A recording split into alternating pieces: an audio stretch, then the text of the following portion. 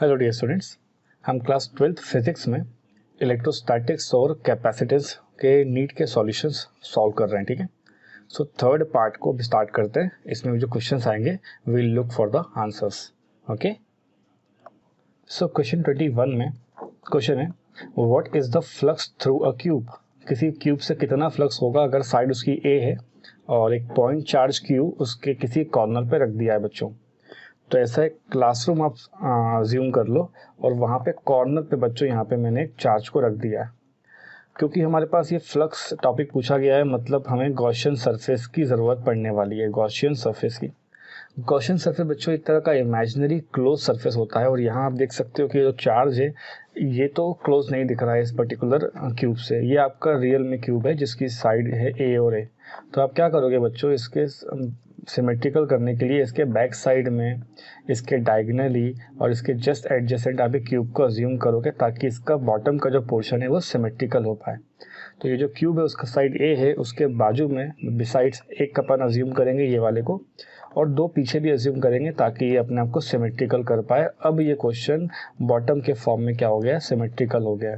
फिर भी बच्चों ये जो ऊपर का जो चार्ज है ना, ये अभी क्या है आपका, ये भी आपका चार्ज क्लोज सरफेस पे नहीं काउंट हो रहा है। बॉटम से ही क्लोज है, अप साइड से पूरा ओपन है ये। तो आप क्या करोगे, आप इसके आप पे भी ऐसे चार अलग से स्फीयर अज्यूम करोगे और वो आपका जो क्यू था वो बच्चों देखो अभी अंदर बैठा हुआ है। Now this becomes a close surface. Close भी है बच्चों, इमेजिनरी भी हो गई, और यही सरफेस अब आप लोगों की क्या बन जाएगी, गॉसियन। और गॉस लॉ कहता है कि इस गॉसियन सरफेस से जो टोटल फ्लक्स होगा, टोटल फ्लक्स, इसका मतलब है जो फ्लक्स होगा वो सारे 8 क्यूब से मिलके, मतलब बॉटम पे जो 4 क्यूब्स हैं और टॉप पे 4 क्यूब हैं, उनसे मिलके जो बन रहा होगा वो हो जाएगा क्यू बाय एप्सिलॉन नॉट। जो चार्ज इनक्लोज होता है ऑब्वियसली वो क्वेश्चन, वो आंसर हो जाएगा हमारा Q divide by epsilon not. फिर बोलेंगे जो फ्लक्स होगा वो सिंगल क्यूब से कितना होगा। अरे भाई 8 क्यूब से मिल करके कितना बन रही है, ये वैल्यू बन रही है, तो 1 की कितनी हो जाएगी, वो हो जाएगा 1/8। It should B Q by epsilon not. और थ्योरी में अपन ये पढ़ते भी हैं, और ऑप्शन नंबर बी आप मार्क करेंगे, it is 1/8 times Q by epsilon not. Okay students, बच्चों क्वेश्चन 22 में एक पैरेलल प्लेट कैपेसिटर है और उसके अंदर यूनिफॉर्म इलेक्ट्रिक फील्ड है जो बिटवीन द प्लेट्स। डिस्टेंस बच्चों यहाँ पर डी दे रखा है, डिस्टेंस बिटवीन द प्लेट्स, और एरिया उसका ई है।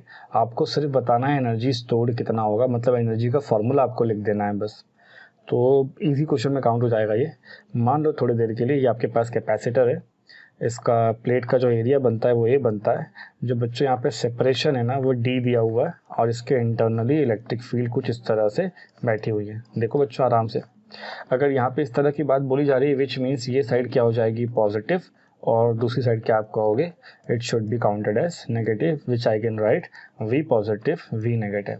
ठीक है, और पोटेंशियल डिफरेंस को ही यहाँ पर वी बोलते हैं इलेक्ट्रोस्टैटिक्स कैपेसिटर टॉपिक में, और वो हो जाएगा बच्चों ई इंटू डी, विच मीन्स जो भी आपकी इलेक्ट्रिक फील्ड जा रही है और जिस भी डिस्टेंस पे चल के जा रही हैं। और कैपेसिटी का फॉर्मूला तो आप जानते ही हो, जब एयर फील्ड कैपेसिटर होता है तो कितना हो जाता है, A epsilon naught by D.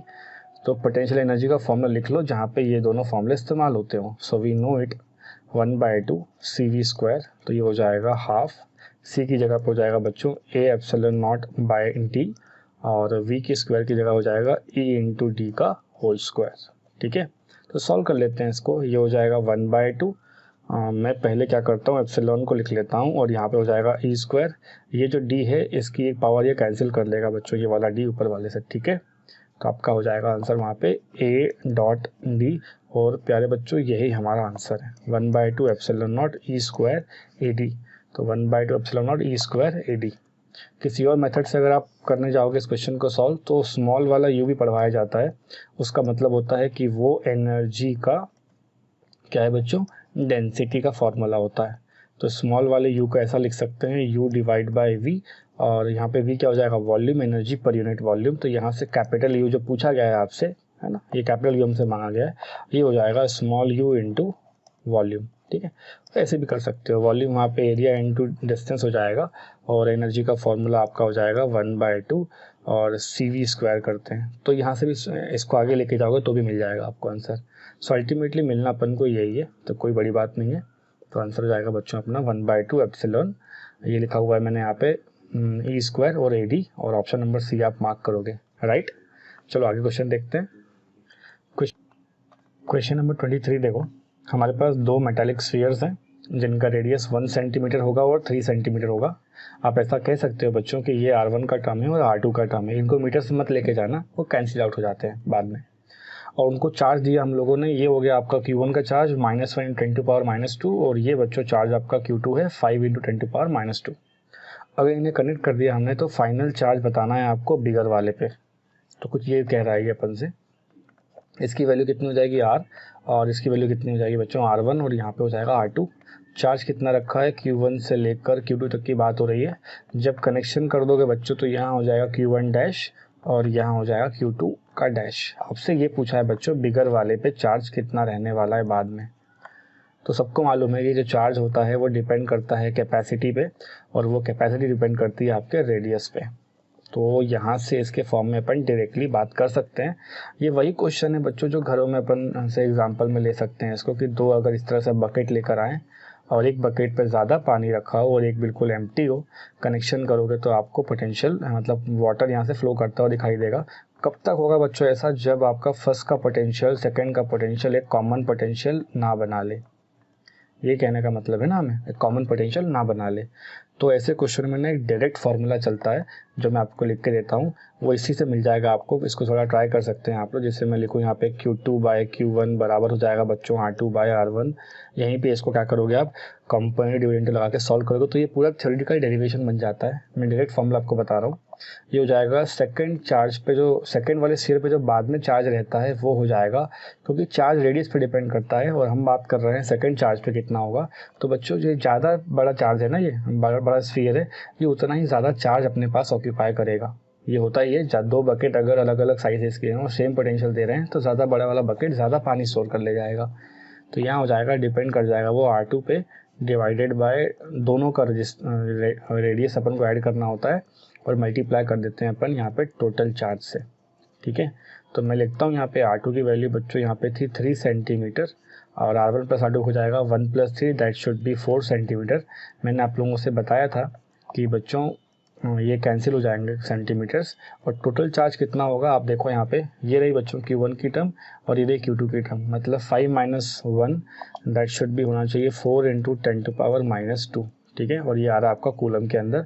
कुछ कैंसिलेशंस कर लेंगे तो अपना दो ही लाइन का आंसर बन जाता है। Q2 का डैश हो जाएगा बच्चों 3 × 10⁻² और कूलम, और यही आपका आंसर है। It's very simple to understand, और ये मैं इसको मार्क कर लेता हूँ। ऑप्शन नंबर बी आपका सही होगा। अब ये फॉर्मूला कैसे लिख रहा है टीचर, Q2 पे चार्ज कैसे बता रहा है, Q2 की वैल्यू R2 पे डिपेंड करती है डिवाइडेड बाय R1 + R2। ठीक है, जिस पे चार्ज देखते हैं उसी का रेडियस आता है, divide by total radius multiply by जितना भी चार्ज क्वेश्चन में दिया हो।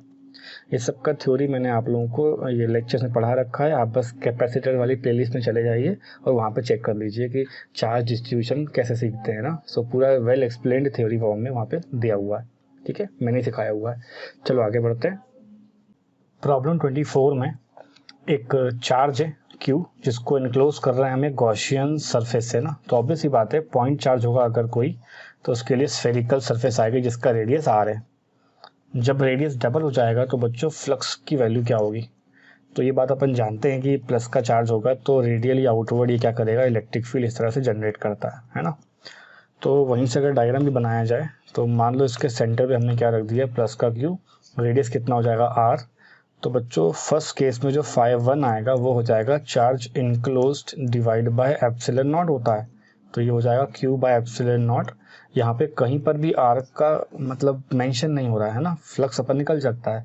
अब अगर अपन से बोलता है कि कोई डिस्टेंस R की जगह अपन डबल कर दें, देखो यहाँ पे कह रहा है 2R, तो वहाँ पर क्या होगा फ्लक्स। तो कोई बड़ी बात नहीं इसको देखना, इसको बोल सकते हो कि सर आपने रेडियस तो बढ़ा लिया लेकिन चार्ज तो नहीं बढ़ाया ना। तो जो 5 होगा वो भी एग्जैक्टली 5 के बराबर ही आएगा, और क्वेश्चन देख के अपन को मार्क करना है कि सर आंसर में होगा it will remain the same, और option number C. Okay, so let's move to next question. Problem 25 में बच्चों क्वेश्चन है, हमारे पास 4 इलेक्ट्रिक चार्जेस हैं, प्लस प्लस माइनस और माइनस। ठीक है, they are placed at the corner of square जिसका साइड 2l है, मतलब कहने का है कि स्क्वायर का साइड बच्चे लोग 2l का टर्म दिया हुआ है, ये भी 2l हो गया और ये भी 2l। ये मिड पॉइंट होगा तो यहाँ से l और l कर लेते हैं, दोनों तरफ प्लस के चार्ज है, यहाँ दोनों माइनस के हैं। तो इलेक्ट्रिक पोटेंशियल बताना मतलब v का टर्म बताना है आपको a पर, ठीक है। और वो पॉइंट मिडवे है, टू चार्जेस जो प्लस क्यू और प्लस क्यू बनते हैं, तो ये प्लस क्यू है, ठीक है। तो यहाँ पर देखो ये प्लस क्यू होगा और प्लस क्यू हो गया, तो आंसर इसका लिखते हैं अपन, सिंस पोटेंशियल इज स्केलर, ठीक है। क्या हो जाएगा, ये पोटेंशियल आपका एक स्केलर टर्म होता है, तो v का मतलब सीधा सीधा हो जाएगा,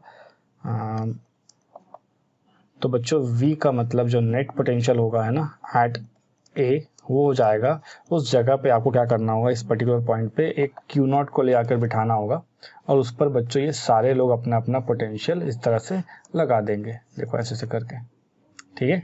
तो नाम रख लेते हैं अपन, मान लो ये हो गया P, ये हो गया Q, ये हो गया R और ये हो गया S। तो ये हो जाएगा पोटेंशियल ड्यू टू VP, ठीक है, plus potential due to VQ और plus potential due to R और plus potential due to S। तो ऑब्वियस सी बात है, मुझे प्लस प्लस के चार्जेस दिख रहे हैं, तो मैं P और S वालों को ना क्या करता हूँ, एक साथ लिख लेता हूँ। तो ये हो जाएगा आंसर अपना 2 टाइम्स, है ना, P और S के लिए 2 टाइम्स हो जाएगा K, चार्ज कैसा था बच्चों, पॉजिटिव का था, और KQ/R लिखते हैं। तो देखो आप ढंग से, ये दोनों चार्जेस का डिस्टेंस है ना सिर्फ L ही है। प्लस करता हूँ मैं, ये दोनों के पास क्या है, नेगेटिव के चार्जेस है, तो हो जाएगा 2 टाइम्स ऑफ K, यहाँ हो जाएगा एक माइनस का Q डिवाइड बाय, बच्चों आपको कुछ नहीं करना है इस क्वेश्चन में, ये चार्ज बैठ के यहाँ तक पोटेंशियल देगा और ये वाला चार्ज भी यहाँ तक पोटेंशियल देगा, विच मीन्स आपको इस पूरे लेंथ के बारे में बात करनी है। ये लग जाएगा पाइथागोरस, तो इसकी लेंथ हो जाएगी रूट के अंदर 2l का स्क्वायर प्लस l का स्क्वायर, तो ये हो रहा है 5l स्क्वायर, तो ये हो जाएगा रूट 5 टाइम्स l। तो यहाँ मैं लिख देता हूँ रूट 5 टाइम्स l, और चीज़ों को आप कॉमन ले लो, मतलब k की वैल्यू हो जाएगी आपके पास 1/4 पाई एप्सिलॉन नॉट, ठीक है, और 2q बाहर आ जाएगा, l भी बाहर निकाल लो, आंसर हो जाएगा 1 माइनस, ये प्लस और माइनस मिलकर हम माइनस बना लेंगे, 1/1 माइनस अंडर रूट ऑफ 5। बच्चों ये पोटेंशियल आया आपका नेट का और यही आप लोगों का क्या है, आंसर है। तो 1/4 पाई एप्सिलॉन नॉट मैंने देखो ये बाहर निकाला, 2q देखो दोनों के पास था, वो भी बाहर निकाल लिया, l भी बाहर कर लो, तो अपना answer option number C mark कर सकते हैं बड़े आसानी से। ओके, ऐसे क्वेश्चन आते हैं तो बस ये ध्यान रखना कि ज़्यादा पढ़ना लिखना नहीं है इसके अंदर, जितने भी चार्जेस है ना सबको आपको बस ऐड कर देना है वहाँ पे। Okay, so let's move to next question. Question number 26 देखो बच्चों, ये है 3 चार्जेस, है ना, और प्लस क्यू की वैल्यू है, कॉर्नर पे रखे हैं किसी आइसोसेलेस ट्राइंगल के, जिनका BC और AC साइड इक्वल होंगे। तो बच्चों देखो ये रहा आपके पास AC और B2C, इनकी जो लेंथ है वो 2a है, विच मीन्स जो मिड पॉइंट्स होंगे वो यहाँ पे A बनेगा और ये भी A बन जाएगा, you can write this S A and also this S A। फिर कहता है D और E क्या है बच्चों, यहाँ पे मिड पॉइंट है, जैसा मैंने आपको पहले बता दिया है, ये दोनों पॉइंट्स क्या है, मिड पॉइंट है BC और CA के। द वर्क डन, आप लोगों को वर्क डन बताना है, एक किसी Q चार्ज को आप D पॉइंट से E पॉइंट तक लेकर जा रहे हो, तो बच्चों यहाँ कहीं कोई चार्ज Q होगा, इसको यहाँ से उठा करके अपन को यहाँ पर लेके जाना है, ठीक है, इस वाले पाथ पे। तो अज्यूम कर लेते हैं कि जो इसकी पहले वाली पोजीशन होगी ये पॉइंट D पे, उसके हिसाब से अगर बात करें, ये जो पॉइंट की बात हो रही है यहाँ पे पोटेंशियल V1 कर लेते हैं, क्योंकि सबकी वजह से यहाँ पोटेंशियल पड़ रहा होगा, और सेकंड वाले पॉइंट का पोटेंशियल कितना कर देते हैं बच्चों, V2, ये बात अब ध्यान रखें। सो वर्क डन का फॉर्मूला क्या होता है, अगर अपन बात करें तो वर्क डन जो एक्सटर्नल एजेंट करता है वर्क डन, इसको W लिख सकते हो, ये हो जाता है Q times of delta V, ये थ्योरी पर ने पढ़ रखी है। जिस चार्ज को लेकर आप चलते हो ना बच्चों वो चार्ज आता है, विच मीन्स क्वेश्चन में ना वो चार्ज का टर्म दिया हुआ है कैपिटल का Q, तो आपको लिखना होगा कैपिटल का Q और final potential minus initial potential, ये अपना आंसर होगा, और जितना भी आएगा वो अपना ऑप्शन में मार्क कर लेंगे, ठीक है। तो सबसे पहले बच्चों V1 निकालते हैं, V1 का मतलब होगा ये सारे लोग, ठीक है, ये A, B और C, इन सब पे जो चार्ज आपका Q रखा है ना प्लस का Q, इन सब पे जो प्लस का Q रखा है, ये अपना अपना इफेक्ट, ये प्लस का Q यहाँ तक और ये वाला चार्ज यहाँ तक और ये चार्ज यहाँ तक, ये अपना इफेक्ट कैसे करेंगे। सो मोनोपोल जब भी पढ़ के आता है बच्चा क्वेश्चन अटेम्प्ट करने के पहले, मोनोपोल से पोटेंशियल होता है बच्चों, K लिखते हैं, चार्ज लिखते हैं और वहाँ तक की डिस्टेंस लिखते हैं, ये ध्यान रखो आप, KQ/R होता है। तो V1 का मतलब है इस पॉइंट पे इन तीनों की वजह से पोटेंशियल, देखो बच्चों B से भी काउंट करेंगे, A से भी काउंट करेंगे और C से भी काउंट करेंगे। सो सबके पास बच्चों के और क्यू का टर्म तो होगा ही होगा, ठीक है। और बस अपन को सॉल्व करना है कि ए से कितना दूर रखा है ये, तो ये वाला डिस्टेंस कितना हो जाएगा ये काउंट करना है आपको।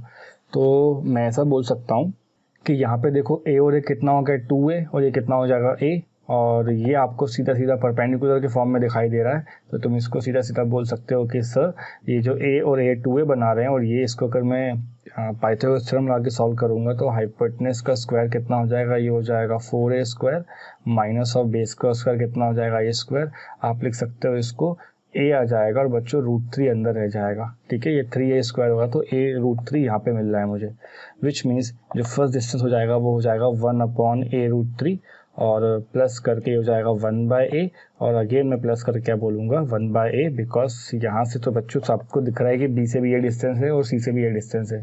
सिमिलरली अगर आप लोग v2 की वैल्यू काउंट करने जाओगे तो v2 की वैल्यू में भी kq आने वाला है, और नीचे 1/r1 प्लस 1/r2 1/r3 का टर्म आना चाहिए। सो बच्चों यहाँ पे पॉइंट ई के बारे में बात हो रही है। ई पॉइंट को अगर आप कनेक्ट कर लेते हो तो ये परपेंडिकुलरली फॉर्म में ड्रॉप होगा। अब अगर मैं ऐसा बोलता हूँ कि जो ई वाला जो पॉइंट है, ई वाले पॉइंट के सामने भी तो यहाँ पे बच्चों 2a का डिस्टेंस दिख रहा है, और उस 2a डिस्टेंस के साथ यहाँ पर आपको क्या दिख रहा है बच्चों, एक a का पॉइंट लग रहा है, विच मीन्स अगर इसको आप पाइथागोरस लगा के सॉल्व करोगे तो ये भी उसी पैटर्न में जाएगा। ये भी हो जाएगा बच्चों 4a का square minus of a square, which means वो भी a√3 आना चाहिए। तो उस केस में क्या हो जाएगा, आपको सबसे पहले v2 लिखना है, तो पॉइंट ए से अपन शुरू करते हैं, फिर b के लिए लिखेंगे और फिर c के लिए लिखेंगे। तो a से तो डिस्टेंस बच्चों 1/a है, b से आपका लोकेशन हो जाएगा a√3 जो आपने सॉल्व किया, और यहाँ हो जाएगा बच्चों a। आप देखो ये दोनों के दोनों वैल्यूज़ क्या है, सेम, विच मीन्स इनका जो डिफरेंस आएगा वो आना चाहिए 0, और q इंटू 0 बच्चों 0 ही होगा, और यही आपका आंसर होगा कि आपको कोई वर्क करने की ज़रूरत नहीं है जब आप किसी चार्ज को ना पॉइंट नंबर डी से लेके पॉइंट नंबर ई तक लेकर जाओगे। That's all for this question. आगे देखते हैं क्वेश्चन 27 में इलेक्ट्रिक पोटेंशियल V पता करना है। किसी एक जनरलाइज पॉइंट की बात हो रही है x y z, all are in meters, तो यहाँ पे मैं मीटर डाल देता हूँ, and the given value is V की वैल्यू दी हुई है बच्चों V equals to 4x square. So कहीं पर भी ना स्केलर होता है पोटेंशियल, ये ध्यान रखें आप, और v का एक्सप्रेशन दे रखा है 4x स्क्वायर। ध्यान रखें पोटेंशियल केवल x पे वेरी कर रहा है, मतलब पोटेंशियल का कोई भी लेन देन नहीं है आपका y से और z से। और आपसे इलेक्ट्रिक फील्ड पूछिए इस पर्टिकुलर पॉइंट पे 1,0,2 और वोल्ट मीटर में आपको आंसर करना है। तो बच्चों यूँ तो फॉर्मूला होता है इलेक्ट्रिक फील्ड का, electric field is equals to negative of potential gradient, तो dv/dr लिखते हैं। पोटेंशियल स्केलर होता है बच्चों, और ये जो r का डिस्टेंस है ये पोजीशन वेक्टर बता रहा होता है, क्योंकि इसके अंदर बच्चों xi भी होता है, ठीक है, y का j पार्ट भी होता है, और z को अपन k फॉर्म में भी लिखते हैं, और यहाँ खाली x के साथ वेरी कर रहा है, इसलिए बच्चों ये इलेक्ट्रिक फील्ड है वो आपके x पे ही समझ में आएगी। इलेक्ट्रिक फील्ड x का जो वेक्टर होगा वो ऐसा हो जाएगा नेगेटिव ऑफ dv। आप y और z को नहीं सॉल्व करेंगे, आप सिर्फ बोलेंगे सर dx कर लेते हैं, अपना काम खत्म हो जाएगा, और यहाँ आई कैप लगा लेते हैं, बस इतना करना था आपको। तो हो जाएगा नेगेटिव, डेरिवेटिव ले रहा हूँ यहाँ पे x के रिस्पेक्ट में किसका बच्चों, पोटेंशियल जो कि 4x स्क्वायर लिया हुआ है, और आई कैप तो आना ही है बिकॉज आपने बच्चे यहाँ वेक्टर डाला हुआ है। तो आंसर हो जाएगा इसका -2 सामने आ जाएगा, तो हो जाएगा 8x, और आई का मतलब होता है बात हो रही है x एक्सिस की, और नेगेटिव आपका आंसर है, which means negative on the x axis, ये हमारा आंसर हो जाएगा 8 along negative of x axis. तो बच्चों यही अपना आंसर है, इसे मार्क कर लेंगे और आगे बढ़ते हैं अपन अब, ठीक है बच्चों। क्वेश्चन 28 में हमारे पास दो पॉजिटिव आयन्स हैं और दोनों के पास चार्ज क्यू है, मतलब सेम चार्ज हो रहे हैं यहाँ पे, है ना। तो फर्स्ट वाला भी क्यू रहेगा और सेकंड वाला भी क्यू रहेगा, ईच लिखा हुआ है, separated by a distance t, और उनके बीच में रिपल्शन होगा, ऑब्वियसली प्लस के चार्ज है तो रिपल्शन होना चाहिए बिटवीन द आयन्स।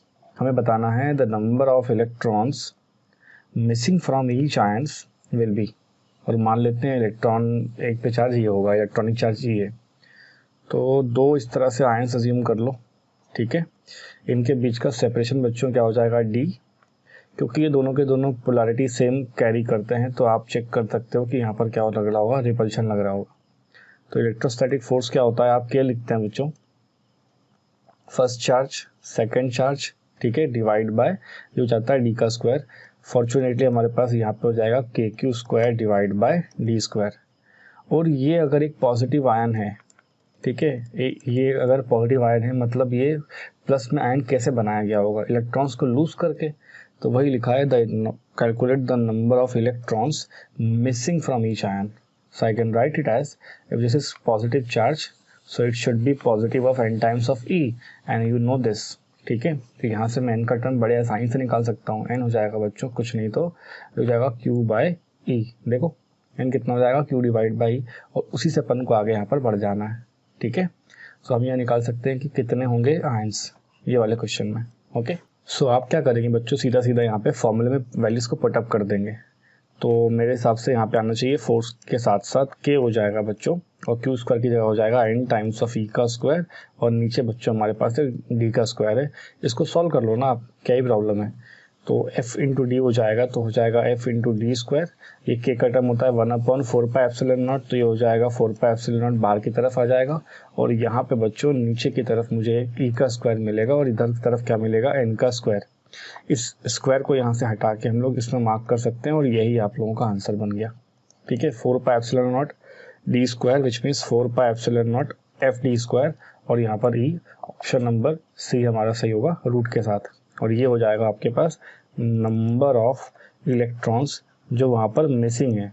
एक्सिस में होते तो ये नेगेटिव आयन होता, तो इलेक्ट्रॉन क्या है यहाँ पर मिसिंग है।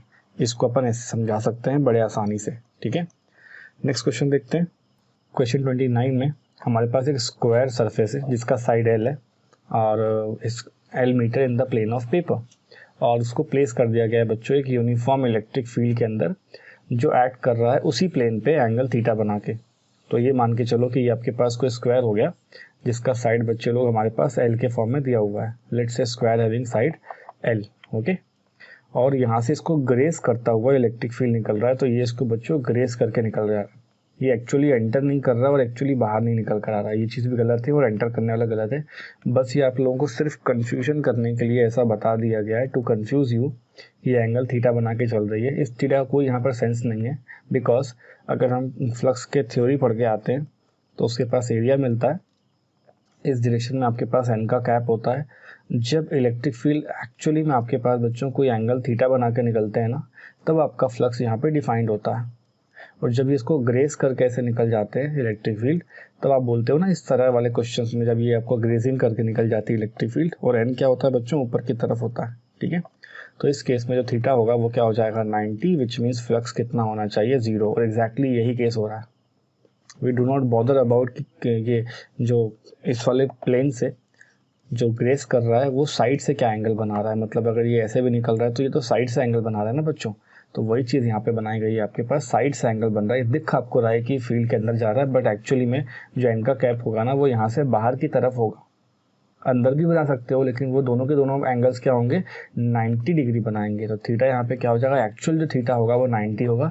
ये आपको सिर्फ कंफ्यूज करने को दिया है बच्चों, विच मीन्स यहाँ पर जो फ्लक्स होना चाहिए वो होना चाहिए 0, और ऑप्शन नंबर डी आप मार्क करेंगे। That's all. ओके, आगे देखते हैं।